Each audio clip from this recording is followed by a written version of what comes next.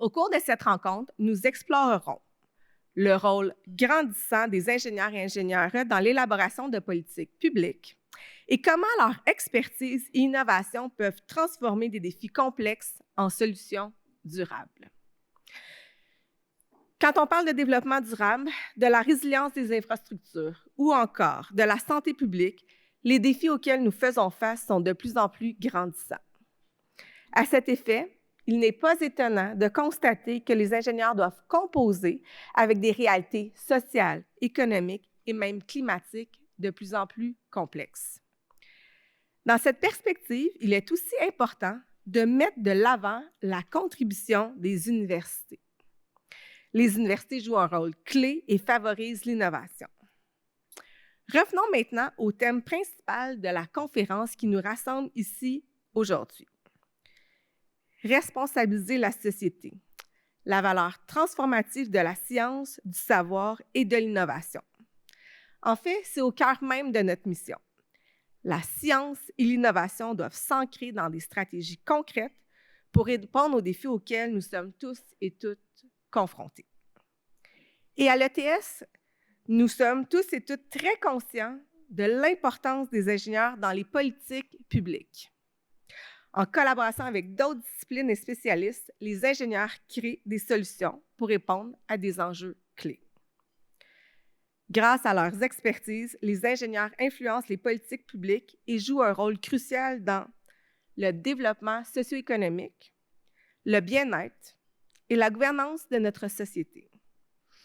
Travaillant de concert avec plusieurs autres disciplines et spécialistes, ils sont à la fois des créateurs de solutions et des partenaires précieux pour les décideurs publics. During this panel titled Engineering at the Service of Society, the Influence of Engineers on Public Policies, we will explore how engineers influence public policies in various key areas. The panel will be structured to maximize exchange, but will also be followed by an open question and answer session. Let me now introduce you briefly to our panelists. First, we have the Honorable Galvez, a senator at the Senate of Canada, is one of Canada's leading experts in pollution control and its effect on human health.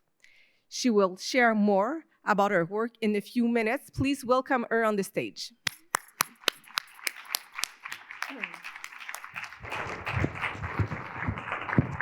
Hello, Cathy.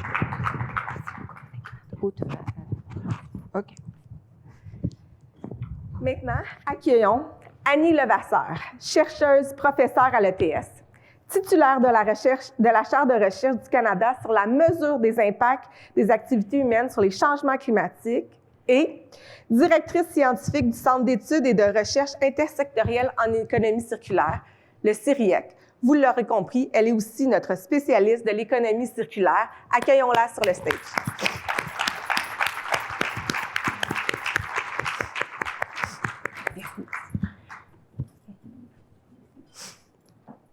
Maintenant, accueillons également l'honorable Youance, sénatrice du Sénat au Canada, a plus de 25 années d'expérience en ingénierie, en enseignement et en recherche. Une figure que nous connaissons très bien à l'ETS, car elle aurait fait son doctorat.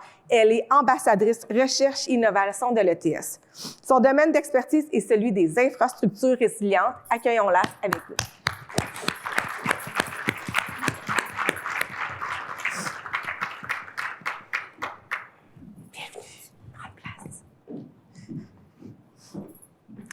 Finally, Jérémy Voix is the professor researcher at ETS and holds the ETS EERS Industrial Research Chair in In-Air Technologies.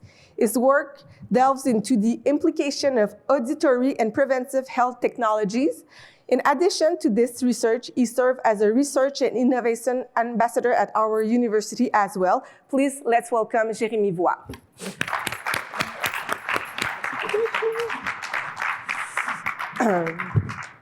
Tu peux prendre place. Merci. Donc, bienvenue à vous quatre pour ce beau panel. Le panel, la façon que ça va se dérouler, il y a 3 blocs. Donc, au début, vous avez chacune des questions spécifiques. Ça se veut très informel. Si jamais vous voulez compléter des réponses d'autres, allez-y. Ensuite, on a des questions plus générales entre nous et on termine avec des questions du public. Donc, vous êtes prêtes et prêts? Donc, commençons en entrant dans le vif du sujet.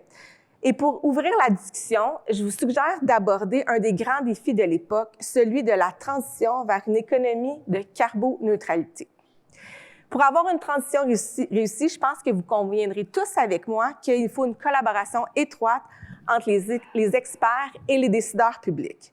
Et c'est ce qui va nous permettre d'arriver à des mesures concrètes innovantes.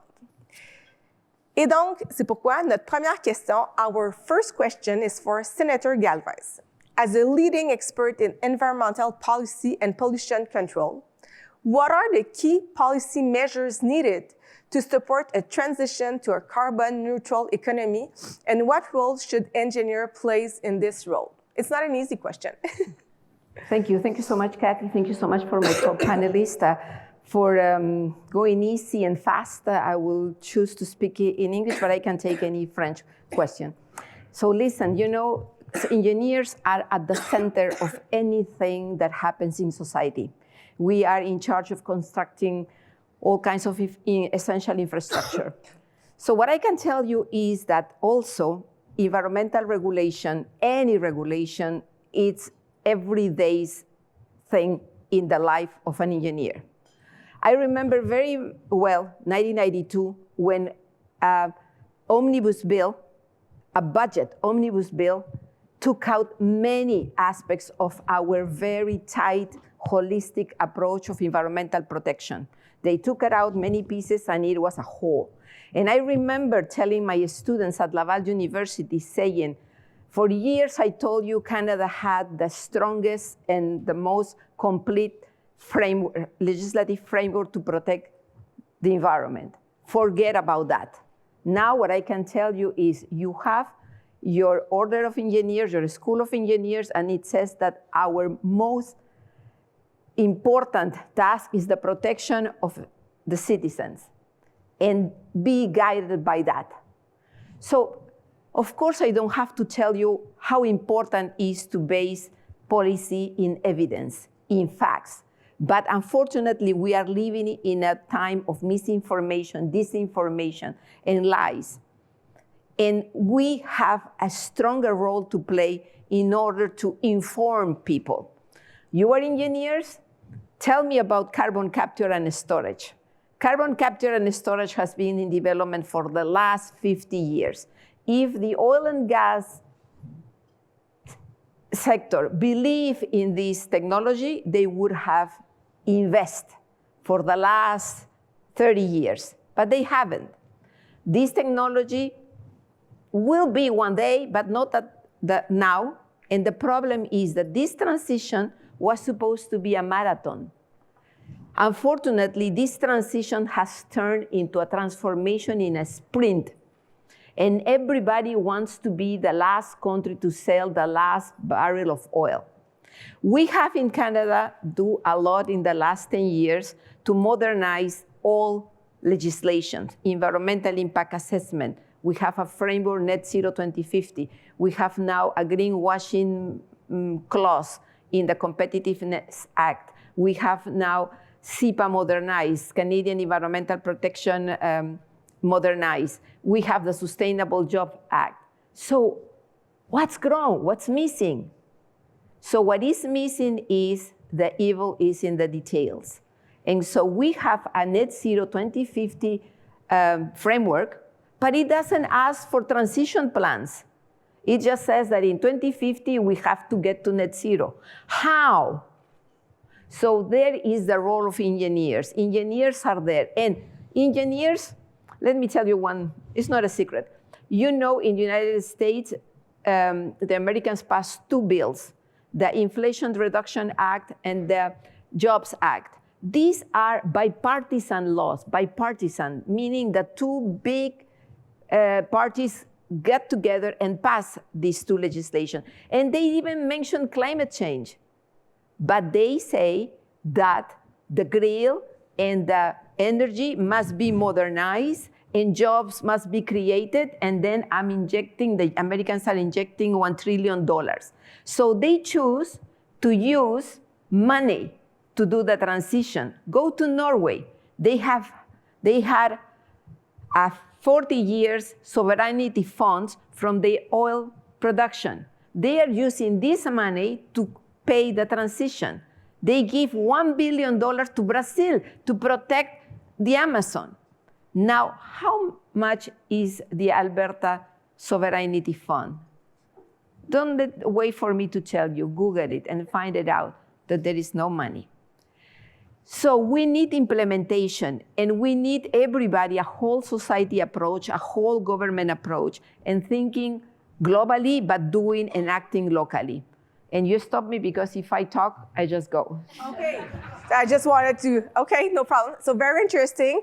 The transition, having more funds, the role of the engineers maybe to get those evidence, to involve them more. Do you feel that engineers are enough involved in this transition and in policy decision and influential? Should we have more engineers at the government level to help those transitions that you're talking about? Unfortunately, no. And I'm so happy Susie is now there with me. We'll do team together. But when I was appointed 9 years ago, I was the only Latin America, the only coming from academia, the only engineer, the only scientist. And but yes, it's true. We break ceilings. It's true. It's tiring, because at the point, you want to enjoy your grandchildren.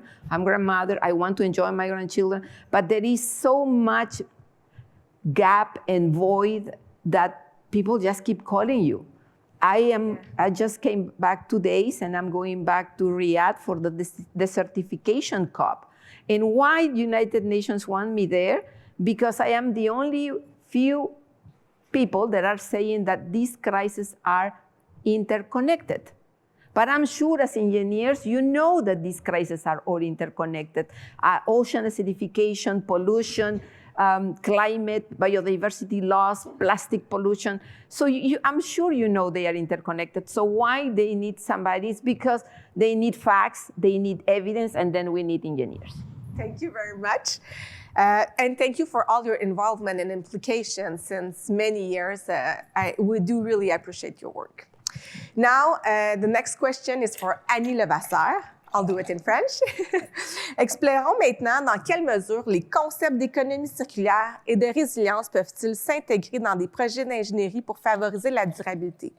Plus précisément, comment les ingénieurs peuvent-ils collaborer avec le gouvernement pour inclure ces concepts dans les grandes infrastructures canadiennes? Je vais commencer un peu en expliquant pourquoi, effectivement, on veut que les ingénieurs intègrent l'économie circulaire, la résilience climatique. Je pense que le constat est assez clair. Là, au cours des dernières décennies, les scientifiques ont montré que notre système qui est basé sur une économie extrêmement linéaire, là, donc tout repose sur l'extraction de ressources naturelles qu'on va transformer à travers toutes sortes de processus qui sont aussi très polluants et qu'on va transporter partout à travers le monde. Là, on a une chaîne d'approvisionnement extrêmement globalisée, utilisée, puis malheureusement envoyée la majorité du temps à l'enfouissement. Donc tout ça fait en sorte qu'on dépasse la grande majorité des limites planétaires aujourd'hui, dont les changements climatiques sont l'une d'elles. Donc l'idée de l'économie circulaire, c'était vraiment de réfléchir à un nouveau modèle, une nouvelle façon de faire qui fait en sorte de ramener nos activités économiques puis la réponse à nos besoins à l'intérieur de ces limites planétaires-là. Puis la question de la résilience climatique, c'est bien malheureusement, on a trop tardé à mettre en place nos actions. Donc, au lieu d'un marathon, comme vous l'avez dit, on est en mode sprint. Mais ça fait en sorte que on commence déjà à ressentir les effets des changements climatiques. Puis même si aujourd'hui, on devenait carboneutre, on les ressentirait encore pour les prochaines décennies. Donc, c'est vraiment essentiel maintenant. En fait, selon moi, pour un ingénieur, c'est même irresponsable de complètement ignorer ça dans la réalisation de quelques projets que ce soit. D'ailleurs, ça fait partie des codes de déontologie dans les ordres professionnels et tout ça. Donc, c'est vraiment, vraiment essentiel qu'au niveau des projets, on l'intègre. Ça fait combien de temps que c'est enseigné dans les écoles d'ingénierie, l'économie circulaire? Ah, c'est excessivement récent. L'économie circulaire elle-même, c'est excessivement récent. Moi, j'ai fait mon programme de génie. Bon, j'ai gradué il y a 25 ans. On était vraiment au niveau de comment traiter nos rejets, là, donc comment faire du traitement des eaux. On n'était même pas encore comment concevoir mieux. Okay. Là, aujourd'hui, on intègre beaucoup comment concevoir. C'est le rôle des ingénieurs. Donc, c'est là que le rôle, donc peu importe la nature du projet, la plupart des choses vont se déterminer au moment de la conception. Donc, si on parle de stratégie d'économie circulaire, bien, c'est là que ça se décide, comment on utilise moins de ressources, comment est-ce que, si on parle de résilience climatique, comment est-ce qu'on conçoit, en tenant compte, du climat futur, pour que tout soit adapté et réduire, évidemment, les dommages. Et tous les nouveaux modèles liés à l'économie circulaire, que ce soit, je sais pas, l'économie de partage, que ce soit la conception pour être en mesure de réutiliser en fin de vie des éléments. Donc, tout ça doit vraiment être intégré au moment de la conception. C'est pour ça que j'étais juste curieuse de savoir. Ouais. Puis au niveau du rôle des ingénieurs, au niveau comment ils peuvent aider un peu les politiques publiques et tout ça, bien, il y a évidemment différentes fonctions. C'est l'ingénieur, dépendamment de son parcours de carrière, bien évidemment, peut travailler directement dans les gouvernements et être sur des projets publics. Donc, il y a un fort potentiel là. Mais aussi, par son implication à travers différentes sociétés techniques, bien, on peut aller influencer, par exemple, sur les codes, les normes. Puis moi, je dis tout le temps à mes étudiants aussi, c'est un peu à vous, c'est vous, quand vous menez vos projets, de faire la démonstration, puis d'essayer de convaincre que c'est la bonne voie, puis utiliser justement des arguments, même de nature économique. Souvent, les impacts environnementaux, c'est du gaspillage. On utilise trop de matière, trop d'énergie. Donc, ça se traduit, à un moment donné, par une économie de coûts, très souvent. Mais il faut faire la démonstration. Donc, ça peut être des coûts en phase d'opération qui sont diminués, même si ça fait augmenter le coût d'investissement du projet. Mais il faut aussi que les politiques publiques aident et envoient les bons signaux. C'est ça, j'ai envie de te demander, as-tu l'impression qu'il y a assez d'écoute du point de vue des gouvernements? Puis n'importe qui veut ajouter, actuellement, les ingénieurs ont la connaissance, doivent s'impliquer. Mais est-ce que tu as l'impression qu'il y a suffisamment d'écoute actuellement du point de vue des gouvernements pour intégrer ça? Ben oui et non. Oui, je pense qu'il y a de l'écoute, mais il y a aussi, ça tire un peu de tous les côtés. Donc, c'est sûr qu'il y a beaucoup d'intérêts, d'enjeux de différents acteurs. Mais c'est vraiment important, effectivement, que ces politiques publiques-là, des fois, ça peut être réglementaire, puis on va interdire certaines choses. On le fait beaucoup au niveau de la protection de l'environnement. Mais au niveau, par exemple, de la décarbonisation, bien là, il faut vraiment y aller avec des mécanismes qui vont rendre rentables les bons choix. Ou même chose quand on me demande tout le temps mais pourquoi on est si peu circulaire? Pourquoi on ne recycle pas les matériaux? Pourquoi on ne réemploie pas? Bien, c'est parce que c'est souvent plus coûteux, parce que l'enfouissement ne coûte rien, parce que, à l'inverse, on n'internalise pas les coûts d'extraire les matières premières puis de la transformer. Donc, le coût, mettre un coût sur le carbone, c'est super important.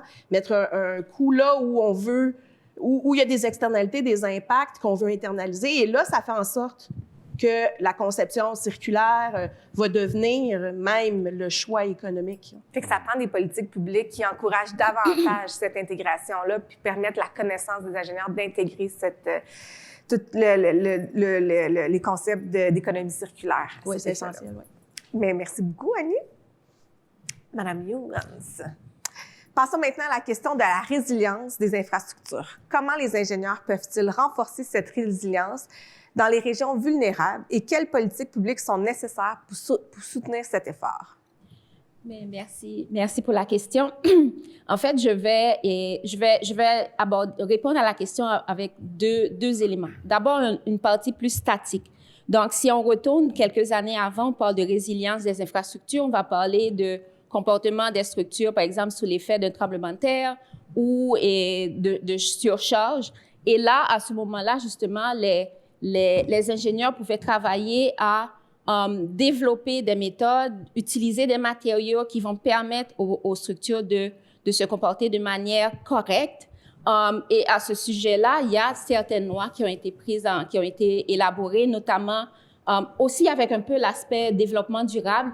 Donc, on a à ce niveau-là quelques lois qui ont été prises. Je pense à une loi S-222 qui porte sur l'utilisation du bois au Canada, sur l'utilisation du bois et de matériaux avec un impact positif sur l'environnement.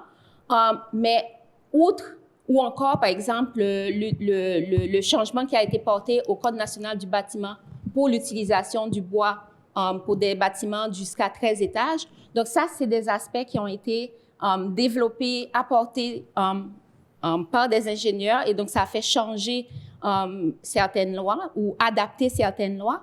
Mais on a beau utiliser un matériau, on a des changements qui sont apportés. Si on prend l'exemple du pont Champlain, c'était une structure qui a été construite en béton, mais les surcharges nouvelles, avec l'utilisation avec la construction de ce pont, ou encore l'utilisation des sels déglaçants, mais ça a fait en sorte que cette structure s'est détériorée de manière très rapide et nuité ce changement-là, probablement qu'on aurait pu reporter les investissements pour la construction du nouveau pont Samuel de Champlain.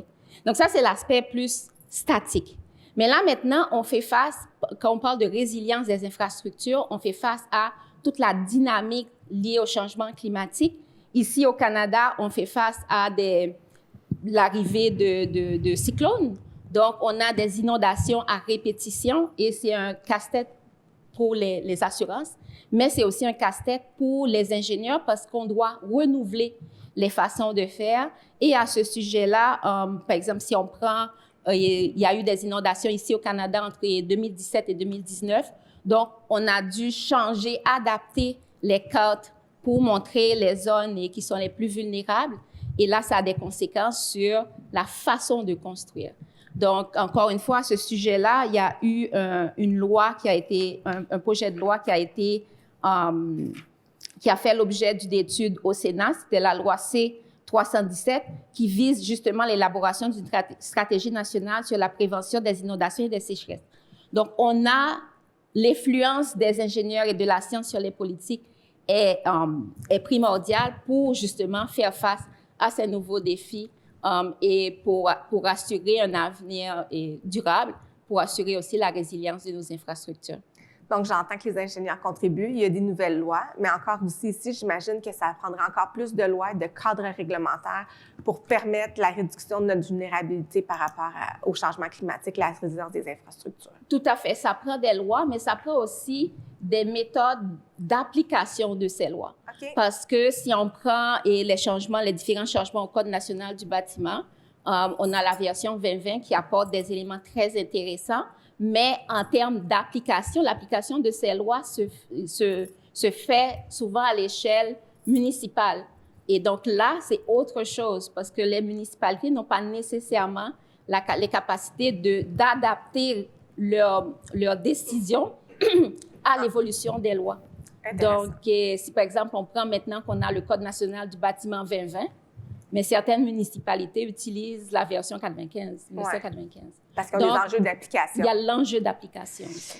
Je vois le temps qui file, mais je vais quand même vous poser une question sur, avez-vous des modèles internationaux ailleurs qu'au Canada pour lesquels on pourrait s'inspirer pour la sécurité des infrastructures locales? Est-ce qu'il y a des juridictions sur lesquelles on pourrait s'inspirer davantage? Oui, en fait, et là, je vais aller dans mon domaine bien précis, c'est tout ce qui est génie parasismique. Et là, il y a quand même une interaction entre la mise à jour des différents codes parasismiques à travers le monde. Okay. Donc, et quand, par exemple, il y a un tremblement de terre, les observations sur les dommages qui sont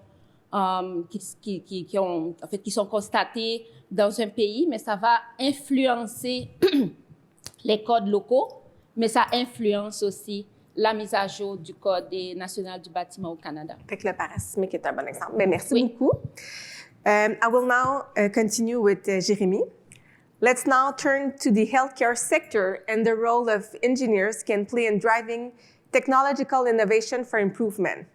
How can we foster broader adoption of innovative technologies to improve the healthcare system, and what role can engineers play in this process? Very tough kind of question. Yep. So for those of you who were here yesterday night and heard our Lifetime Achievement awardee, so Michel Stanton-Jean, you may remember that. Well, congratulations for showing up this morning, actually, because that was a short night. But you may heard from her that her parents were telling when there is a will, there is a way. So I think the engineers are not different than other citizens that were mentioned, but there are maybe 2 extra ways that are accessible for engineers, especially for those public policies and science policies. And I would say there are innovative products and something that Annie already mentioned, technical standards. So just to give you 2 examples that I've been living, I'll just set the table by illustrating this with an epidemic that you may be not familiar with, which I call not the silent epidemic, but the silence epidemic. So this is the idea that we are all losing our hearing with age, and that's normal.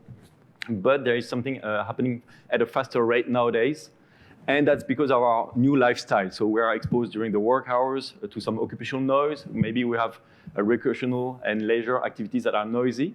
But this is really a trend that is solidly established. And the World Health Organization estimates by 2050, that's 2.5 billion people that would be actually affected by hearing loss. Okay. And so that's a huge impact, worldwide. So now you have to take this into consideration. Obviously, there are bylaws, regulations to prevent and reduce exposure and so on. But nevertheless, you have to design this. If you're building a TGV, train in Canada, well, you better think now that maybe you will need an induction loop, in every seat so that people can receive communication messages, warnings, and so on. Same for the accessibility on the station. So it's impacting everything that we are doing from now on, until we recover from those I've never thought people. of that induction loop in the seat because. Well, that's the way this is done, and you may notice next time you're onboarding your tram that there are sometimes some indications on the floor that tells you can be receiving and directly the signals from an induction loop. So that's the type of technology speaking. So the first technology I'd like to mention is the hearing aids. So those devices that you wear to hear better. And so we could develop, innovative hearing aids. But actually, there is a revolution that is actually taking place. And it's started south just a year ago. And this is what we call the Over-the-Counter Hearing Aid Act. So it starts really from a bylaw, something that has been started with the Obama administration, unleashed by the first Trump administration. And that is now in full power, is that you can buy any off-the-shelf device, and that will be transformed into a hearing aid apparatus. So it's no longer FDA, a medical device, and so on. And that's really a revolution that took place. And some of you may have seen last month, actually on October 21st, Apple just announced that their AirPod 2 would be, for example, turning into a hearing aid for all the American market, or US markets for a start. And I'm mentioning this because this is actually, I'm very proud and bragging a little bit about that, but that's actually a student from ETS, and that's one of my very first students who's at Apple, the head of the hearing health division in Cupertino, California. And so I think this is, through revolutionary products, we can really induce things. So just watch out what will happen in Canada in terms of legislation when this product will be available, that will push the lawmakers and the regulators to allow this in the workplace, in the medicine and the healthcare system, and so on. So that's one approach. Very interesting. We can see by your example that the collaboration between the engineers, the private sector will influence the government. Do you have any suggestion or for more collaboration between engineers and the healthcare professional? Do you feel that they work enough together? Is there any opportunity to help them to integrate more smoothly and efficiently those technology and those knowledge? So what is your opinion regarding engineers and healthcare professionals? So on that note, I think that there is a second example that I'd like to share, which is really dealing with the standards and technical standards. It's actually one way for engineers to influence those sectors and make a difference. And this is to go by new technical suggestions. So that standards, norms are really just experts that gather and say, well, we know how to do things better for healthcare. I'll be giving an example on hearing care again. And the example I would give you is that we, for example, are heavily involved at different levels. So, for example, the American National Standard Institute, which is a standardization body in the United States, as well as on the ISO level. We are more and more interested in preventing, for example, noise-induced hearing loss, and, for example, to monitor the exposure of workers and people. So think of a dosimeter, so something that you wear on your shirt, that turns red when you are above the exposure, you know, and this is something you know from the nuclear exposure, but that can be as well done for the noise. That will completely change, you know, dramatically the way we prevent noise-induced hearing loss. And so we are currently working on those standards, and I'm really proud as well to say that it's another ETS student? That's actually me on board those committees. And I've been now invited by the International Telecommunication Union, so the ITU, and this is an initiative that we have under the World Health Organization, which is called Make Listening Safe, which is indeed to embed all those technologies even in your next phone and so on, to make sure that we don't impact your hearing. Very interesting. I'm learning so much on this panel. So, thank you for all your response. On a vu le point de vue individuel de chacun de nos panélistes. Maintenant, la perspective collective est importante aussi, surtout pour des questions clés. Donc, on sait que les ingénieurs jouent un rôle central pour arriver à des solutions innovantes, vous l'avez mentionné, mais pour vraiment avoir le plein potentiel, je pense que la collaboration est super étroite, une collaboration étroite est vraiment, vraiment importante. Fait que j'ai envie de maintenant poursuivre sur explorer ces dynamiques-là. Et la première question que j'aurais pour vous, qui s'adresse à vous quatre, qui aimerait bien y répondre, quel effort supplémentaire devrait être fait pour renforcer la collaboration entre le secteur privé, universitaire et les gouvernements, afin de répondre aux grands défis sociétaux, notamment en matière de santé, de durabilité, de résistance des infrastructures, de changement climatique, de tous vos domaines. Donc, essentiellement, qu'est-ce qu'on pourrait faire pour renforcer cette collaboration-là entre ces trois joueurs importants? C'est que quelqu'un veut se lancer. Annie? I'll answer to that one in English. So, yeah, I think that's it's as you said, like these challenges, especially if we think about the climate crisis and the transition to a circular economy and so on, is so complex that we really need the help of everyone. And there's no time to duplicate the work or to make people work hard just to find who is the right people to that can help. And it's never one single person. I mean, we really need people working at different positions and in different disciplines. So I think that if the government can, of course, I'll talk about something that I'm working on. So if they can fund organizations that try to bring all these people together, I can talk about the CERIEC or the ADAPTE as examples since I'm working there. But the intent with this type of structures is to bring together academics from all the different fields of practice with people from the private sectors, with people from all the governments, municipalities, provincial, federal, and so on, in order to work on collaborative projects, because most of the solutions still need some innovation behind, some research behind, but very applied research, of course. Sometimes we know what to do, but the tools are missing, or we need to find other ways to, for instance, design things or to implement new practices, and how we can do that, and how we can make these changes acceptable for people and well integrated in their reality. So it's very important, I think, to develop this type of groups in order to, it's quite easy then, because people say, okay, these guys are there, I can go see them, and they will try to find the right people. We're going to build a project to then look for funding and and also all the different activities that we can do to transfer knowledge or to educate people around us in different organizations. So I think that's a very powerful way to make things faster in terms of addressing these challenges. And you have clear example of success with those type of organization with ADAPTE and CERIEC and others. So that's a way of doing it. Is there any other examples of how we can reinforce collaboration between those three partners? Madame Galvez? Absolument. Je pense qu'ici, les Canadiens, on a plusieurs exemples qu'on devrait suivre. Peu de gens savent que les gens qui ont été à la base, qui ont calculé les données pour l'Inflation Reduction Act and the Jobs Act, c'est l'American Society of Civil Engineers and the American Science Society. Comment est-ce possible que ces deux organismes scientifiques, engineering, aient ce pouvoir de lobbying au point d'influencer le gouvernement pour décider qu'il faut injecter $1 trillion sur l'économie sur certaines technologies. We have here the Canadian Society of Civil Engineers, the Engineering Society, but they are formalities. We need think tanks, we need more active pressures and presence.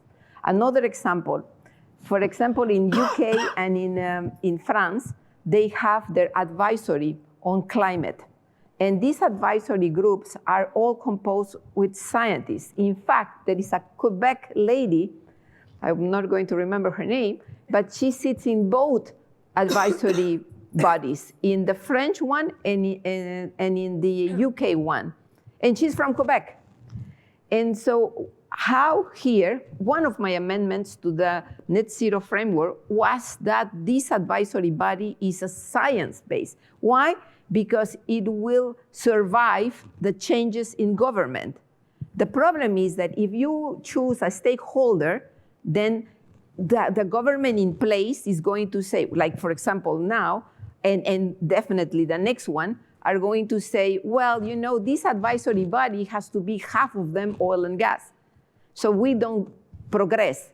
They have to be science, so like the scientist people are the one ensuring that we are going according to evidence, science-based and facts. So these are bodies that exist in other countries and that we should try to learn more. When there is lobbying in the Senate or in the House of Commons, will you be surprised if I tell you that there is 50 lawyers from the oil and gas coming and giving you text of bills? They come with bills with the text, and they say, please put it in there in the bill. We don't have a lobbyist from the science. We don't have a lobbyist from the engineers. We don't have that. So I know communicating technical stuff is difficult. I know. And I know my colleagues, and I know that it requires them a lot of patience. I give this advice. When you write a technical report, make an executive summary dedicated to politicians that is just 1 page long, because the attention span of politicians is just 1 page. So put your main ideas, put it there, and then make reference to what. And organize meetings like these ones where you invite politicians so we can exchange. Because otherwise it's like 2 different parallel worlds that don't understand what one is talking to the other. Another great way to improve collaboration by lobbying with technical support. Is there anyone who would like to add? Je voudrais rajouter très rapidement, et je suis nouvellement nommée au Sénat et j'ai fait les 3. J'ai fait l'université, je suis une ancienne chercheuse à l'ETS, j'ai travaillé pour une firme de génie conseil, là je suis rendue en politique et je vois clairement le lien qui est possible de faire entre ces 3 entités, justement pour pouvoir faire avancer les différents programmes et mettre et développer des lois appropriées pour la résilience des infrastructures. L'autre élément que je pourrais rajouter très rapidement aussi, c'est un peu comme la sénatrice Galvez a dit, aux États-Unis, il y a l'Agence fédérale pour la gestion des catastrophes, qui est une entité qui fait de la recherche et inclut le secteur privé, et ils arrivent à influencer les lois américaines sur la gestion des catastrophes.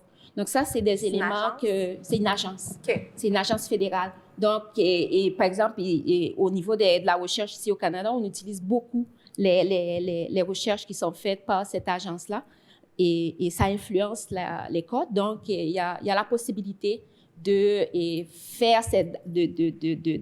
concrétiser cette collaboration pour aller plus rapidement, parce qu'il faut aller rapidement maintenant pour s'assurer de développement durable. Tout à fait. Bien, merci beaucoup, Jérémy. Je te vois prendre des notes. Est-ce que tu voulais ajouter quelque chose sur la question? Non, c'est juste très instructif. OK, parfait, excellent. Écoutez, je vois le temps, il nous reste à peine 5 minutes. J'avais plein d'autres questions, j'ai plein de cartons. Ça a été trop vite. Je me demandais s'il y avait des questions dans le public. Non, il est de bonne heure. C'était très instructif. Oui. Peut-être juste réagir un petit peu, parce qu'il y a quelque chose quand même qui me plaît beaucoup quand tu as parlé un petit peu du lien qu'on pouvait être fait. c'est juste pour saluer une initiative qui a été montée au Québec avec donc, le FRQ, les fonds de recherche du Québec, ACFAS, et puis également le bureau du scientifique en chef. Et c'est en fait un programme de formation auquel j'ai eu l'honneur de participer il y a tout juste 1 an, et qui était une cohorte d'une quinzaine de personnes de formation scientifique, en fait généralement universitaires, soit profs, soit chercheurs, soit étudiants, et qui finalement ont été vraiment exposés à tout le processus voilà, de lawmaking, donc tout l'aspect la préparation d'un texte de loi, etc. Et on a eu des intervenants vraiment de très grande qualité, des gens qui vraiment nous ont exposé leur réalité du métier. Il y en a d'ailleurs quelques-uns dans la pièce et je les salue. Et juste pour dire que des initiatives de formation, c'est en fait en travaillant sur des programmes, à mon avis, de formation qu'on va permettre justement à des personnes intéressées d'émerger comme toi, tu l'as fait naturellement, tu as été appelé par ça, mais aussi de trouver chez d'autres personnes peut-être cette vocation. Donc c'était juste pour saluer ce genre d'initiative, dire que ça existait et voilà, juste dire que... Merci beaucoup, Jérémy. Écoutez, il nous reste quelques minutes. Avez-vous un mot de la fin? Est-ce qu'il y a un dernier élément que vous souhaitez mentionner avant qu'on termine? Madame Galvez?